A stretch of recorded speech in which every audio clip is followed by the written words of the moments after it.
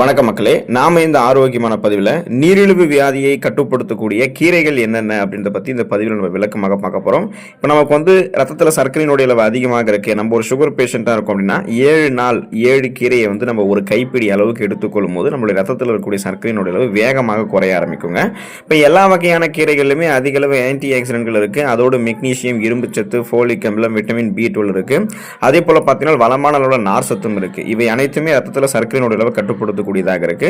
அப்ப நம்ம 7 நாட்கள் 7 கீரை, ஒவ்வொரு நாளும் என்னென்ன கீரைகள் எடுத்துக்கணும் விளக்கமா பார்ப்போம் வாங்க. அதை பத்தி பார்க்கறதுக்கு முன்னாடி இந்த வீடியோவுக்கு மட்டும் ஒரு லைக் கொடுத்துட்டு இந்த தகவலை உங்களுக்கு தெரிஞ்சவங்களுக்கும் ஷேர் பண்ணிடுங்க. ஏன்னா இது அவங்களுக்கும் பயனுள்ளதாக இருக்கக்கூடிய ஒரு ஆரோக்கியமான பதிவு தான். இது போன்ற அப்டேட்ஸ்கள் நீங்க தொடர்ந்து பார்க்கறதுக்கு நம்மளுடைய ஹெல்த் நியூஸ் தமிழ் சேனலை மறக்காம சப்ஸ்கிரைப் பண்ணி வச்சுக்கோங்க.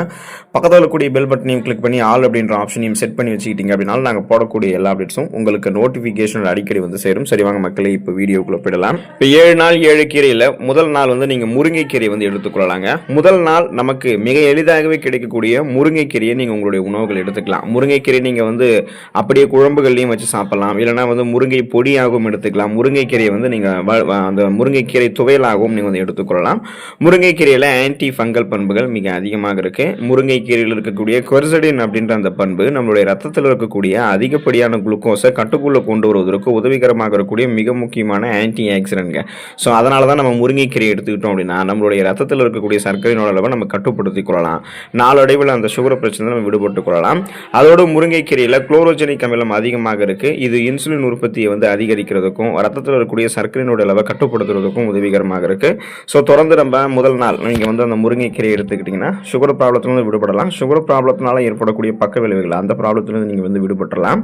அகத்திக்கீரை நீங்க எடுத்துக்கொள்ளலாம். 2வது நாள் நீங்க அகத்திக்கீரை சாப்பிடணும். அகத்திக்கீரை நம்முடைய உடல்ல பித்தத்தினுடைய அளவை சமன்படுத்துறதுக்கு உதவிகரமாக இருக்கும். அதோடு நம்முடைய அந்த ஜீரண மண்டலத்தை பலப்படுத்தி உணவுகள் எளிதில் ஜீரணமாகிறதுக்கும் ஹெல்ப் பண்ணுங்க. வாரத்திற்கு ஒரு முறையாவது நம்ம அகத்திக்கீரையை சாப்பிட்டு வந்தோம் அப்படின்னா உடல் உஷ்ணம் குறைந்து நீரிழிவால ஏற்படக்கூடிய கண் சம்பந்தப்பட்ட பிரச்சனைகள் மற்றும் கண் சூடு ஆகியவை குறைந்து கண்கள் நமக்கு குளிர்ச்சி பெறும். பொதுவாக நீரிழிவு பிரச்சனை உள்ளவர்களுக்கெல்லாம் பல் மற்றும் எலும்புகள் சம்பந்தமான பிரச்சனைகள் அடிக்கடி உண்டாகும். ஸோ இதையுமே அகத்திக்கீரையில் இருக்கக்கூடிய சுண்ணாம்புச்சத்தின் மூலமாக நம்மால கட்டுக்குள்ள கொண்டு வர முடியும். அதனால வாரத்தில் ஒரு நாள் அகத்திக்கீரையை உணவுகளை சேர்த்துக்கொள்வதை நம்ம கட்டாயமாக நம்ம ஆக்கிக் கொள்ளணுங்க. ஸோ நீங்கள் 2வது நாள் அகத்திக்கீரை எடுத்துக்கிட்டீங்கன்னா ரத்தத்தில் இருக்கக்கூடிய சர்க்கரையோட அளவை கட்டுப்படுத்திக்கலாம். இன்சுலின் சென்சிட்டிவிட்டி திறன் உங்களுக்கு மேம்படும். சுகர் ப்ராப்ளம்லேருந்து நீங்கள் கொஞ்சம் கொஞ்சமாக விடுபட ஆரம்பிப்பீங்க. அதே போல் சுகர் ப்ராப்ளமால் ஏற்படக்கூடிய பக்க விளைவுகள் நீங்கள் விடுபடலாம். கரிசலாங்கண்ணி கீரையை தொடர்ச்சியாக நீங்கள் எடுத்துக்கொள்ளலாம். 3வது நாள் நீங்கள் கரிசலாங்கண்ணி கீரையை உங்களுடைய உணவுகளை சேர்த்துக்கொள்ளுங்க. பொதுவாக நம்ம கரிசலாங்கண்ணி கீரையை அதிகமாக உணவுகளை சேர்த்துக்கொள்வது கிடையாது. அதை பற்றின ஒரு விழிப்புணர்வே நம் மக்களிடம் கிடையாது. அதனுடைய மகத்துவம் தெரிந்தது, மருத்துவ நன்மைகள் தெரிஞ்சது அப்படின்னா நீங்க ரொம்ப ரொம்ப ஷாக் ஆயிடுவீங்க. கரிசலாங்கண்ணிக்கு கரிசாலை, பிருங்கராஜ், தேகரோஜம் என நிறைய பெயர்கள் இருக்கு. அதே போல கரிசலாங்கண்ணியில பல வகைகளும் இருக்கு. வெள்ளை கரிசலாங்கண்ணி, மஞ்சள் கரிசலாங்கண்ணி, சிவப்பு மற்றும் நீல கரிசலாங்கண்ணி. ஆனால் பொதுவாக நமக்கு அதிகமாக கிடைக்கிறது வெள்ளை கரிசலாங்கண்ணியும் மஞ்சள் கரிசலாங்கண்ணியும் தான். நீரிழிவு பிரச்சனை இருக்கிறவங்க எல்லாம் கரிசலாங்கண்ணி கீரையை கடையிலாகவோ பொரியலாகவோ அல்லது துவையல் வடிவிலோ வாரத்திற்கு ஒரு நாள் சேர்த்துக் கொள்வது மிகவும் நல்லதுங்க. இந்த கரிசலாங்கண்ணி கீரை உடலை குளிர்ச்சியாக்கி நீரிழிவால் ஏற்படக்கூடிய நரம்பு சம்பந்தப்பட்ட பிரச்சனைகளையும் கண் எரிச்சல் உள்ளிட்டவைகளையும் போக்கக்கூடிய தன்மை கொண்டது. அதே போல நீரிழிவு நோயாளிகளுக்கு இருக்கக்கூடிய மிக முக்கியமான பிரச்சனையான அடிக்கடி சிறுநீர் வெளியேற்றுவது, சிறுநீர் கடுப்பு ஆகியவற்றையுமே இந்த கீரை நம்ம கட்டுப்படுத்தும். அதனால உங்களுக்கு கிடைக்கல அப்படின்றதெல்லாம் நீங்க ஒரு ரீசனா சொல்லாம மார்க்கெட்டுக்கு நீங்க போனீங்கன்னா இந்த கரிசலாங்கண்ணி கீரை கிடைக்கும். கிராமப்புறங்கள்ல அடிக்கடி இந்த கரிசலாங்கண்ணி கீரை கிடைக்கும். ஸோ இதையுமே நீங்க ஒரு நாள் எடுத்துக்கிட்டீங்கன்னா சுகர் ப்ராப்ளத்திலிருந்து நீங்க விடுபடலாம். சுகர் ப்ராப்ளத்தால் ஏற்படக்கூடிய நிறைய சைடு எஃபெக்ட்ஸ், அந்த பக்க விளைவுகள் நீங்க விடுபடலாம். பருப்பு கீரை நீங்க எடுத்துக்கொள்ள பழகுங்க. வாரத்தில் 4வது நாள் நமக்கு மிக எளிதாகவே கிடைக்கக்கூடிய பருப்பு கீரையை நம்ம சேர்த்துக்கொள்ளலாம். பருப்பு கீரை பார்த்தீங்கன்னா நிறைய ஏராளமான ஊட்டச்சத்துக்களை கொண்டிருக்கிறதால தான் உடல் நலத்தையும் அது ஆரோக்கியப்படுத்தும். ரத்தத்தில் இருக்கக்கூடிய சர்க்கரையினுடைய அளவை கட்டுப்படுத்தும். குறிப்பாக புரதச்சத்து, கொழுப்புச்சத்து, தாதுக்கள், நார்சத்துக்கள், கால்சியம், பாஸ்பரஸ், இரும்பு சத்து இவை எல்லாமே நமக்கு பார்த்தீங்கன்னா குறிப்பிடத்தக்க அளவில் இந்த பருப்பு கீரையிலிருந்து கிடைக்கும். பருப்பு கீரையை அடிக்கடி உணவுகளில் சேர்த்துட்டு வரும்போது உடல் உஷ்ணம் குறைந்து நீரிழிவு நோயாளிகளுக்கு ஏற்படக்கூடிய சரும பிரச்சனைகள் கட்டுக்குள்ள வரும். அதோடு எலும்புகள் வலுவடையும், மலச்சிக்கல் ஏற்படாமல் தடுக்கப்படும். இப்போ இந்த பருப்பு கீரையை வாரத்தில் ஒரு நாள் நம்முடைய உணவுகளை சேர்த்துக் கொள்ளும் போது நீரிழிவு நோயால் ஏற்படக்கூடிய பக்க விளைவுகள் நமக்கு பார்த்தோம்னா குறையப்பட்டுரும். அதே போல ரத்தத்தில் இருக்கக்கூடிய சர்க்கரை அளவும் கட்டுக்குள்ள வருவதை நம்மளால உணர முடியும். ஸோ இப்போ நீங்கள் ஒவ்வொரு நாளும் ஒவ்வொரு கீரையை சாப்பிட்டதுக்கு அப்புறமும் அடுத்த நாள் உங்களுடைய பிளட்ல சுகருடைய அளவு எந்த அளவுக்கு இருக்குன்றது செக் பண்ணிக்கிட்டே கீரை வரணும். ஸோ அந்த மாதிரி நீங்கள் செக் பண்ணும்போது உங்களுக்கு படிப்படியாக குறைஞ்சிருக்கிறத நீங்கள் பார்ப்பீங்க. அதனால் 4வது நாள் வந்து பருப்பு கீரையை வந்து சேர்த்துக்கொள்ள மறந்துடாதீங்க.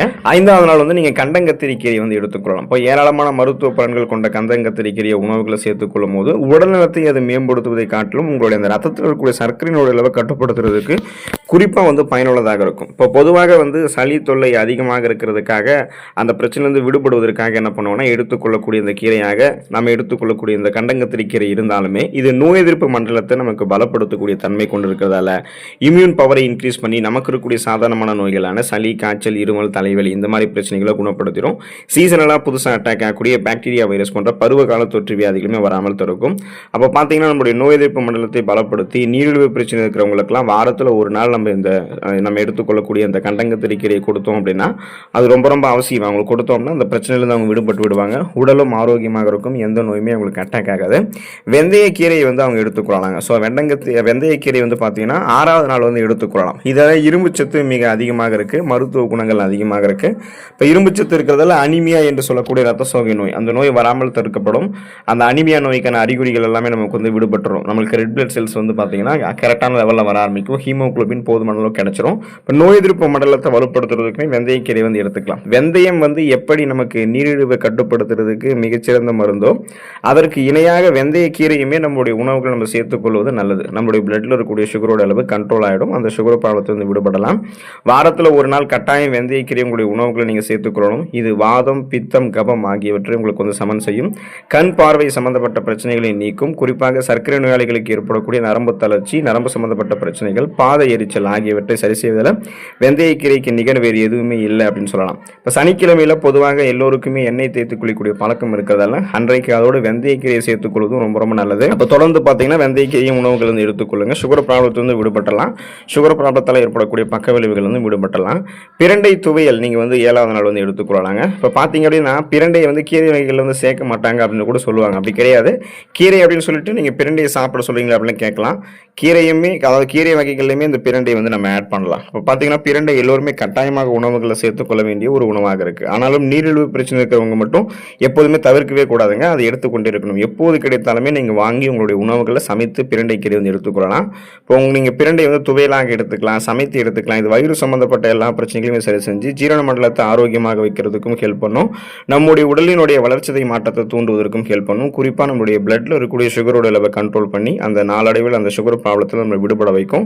சுகர் ப்ராப்ளத்தால் ஏற்படக்கூடிய பக்க விளைவுகளாக அந்த இருக்கக்கூடிய அந்த அடிக்கடி சிறுநீர் கழிக்கக்கூடிய உணர்வு, எலும்பு மெலிவு நோய் ஏற்படுவது, கண் பார்வை பாதிக்கப்படுவது, நரம்பு தளர்ச்சி பிரச்சனை ஏற்படுவது, பல் பாதுகாப்பு இல்லாமல் போகிறது, இந்த மாதிரி பிரச்சனைகளும் நம்ம சரி பண்ணிட்டு ஆரோக்கியமாக நம்மளை வந்து உணர வைக்கும். இப்படி 7 நாட்கள் நீங்கள் 7 கீரை வகைகளை எடுத்துக்கொள்வதன் மூலமாக மிக கூடிய விரைவிலேயே உங்களுடைய ரத்தத்தில் இருக்கக்கூடிய சர்க்கரையினுடைய அளவு எவ்வளவு அதிகமாக இருந்தாலுமே அது சரியான அளவுக்கு கட்டுக்குள்ள வருவதை உங்களால் மிக எளிதாக பார்க்க முடியும். நீங்கள் வந்து ஒவ்வொரு நாளும் கீரைகள் எடுத்துக்கொண்டதுக்கப்புறம் உங்களுடைய ரத்தத்தில் சர்க்கரையினுடைய அளவு எந்த அளவுக்கு இருக்குன்னு செக் பண்ணிட்டு வாங்க. படிப்படியாக நீங்கள் ஒரு முன்னேற்றத்தை வந்து பெறுவீங்க. சுகரோடைய அளவு உங்களுக்கு வந்து குறைந்துதான் இருக்கும். ஸோ நீங்கள் வந்து இதை பயன்படுத்தி கொள்ளக்கூடிய வாய்ப்பை பெறுங்க. நிறைய நன்மைகளை பெற்று நலமோடு வாழக்கூடிய வாய்ப்பையும் பெறுங்க. அடுத்த ஆரோக்கியமான பதிவில் மறக்காமல் சந்திப்போம். நன்றி மக்களே.